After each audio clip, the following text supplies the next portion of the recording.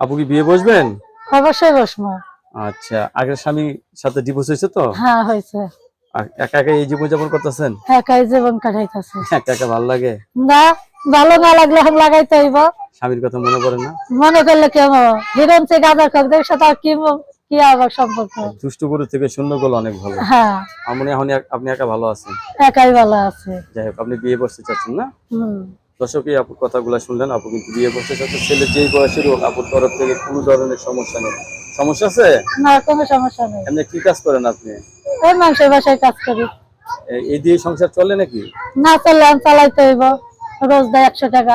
স্বামী নিয়ে থাকতে ভালো লাগে, কিন্তু স্বামী যদি খারাপ হয় তাহলে আর ভালো লাগে না। ভালো লাগে না।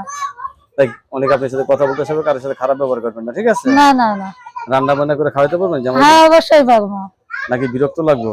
না, বেরোতে লাগবো কে? গান দেখাইতে আবার বেরোতে লাগে? আচ্ছা, দর্শক আপুর সাথে কথা বলতে পারবেন। আপনার কাছে ধন্যবাদ আমার চ্যানেলে সময় দেওয়ার জন্য।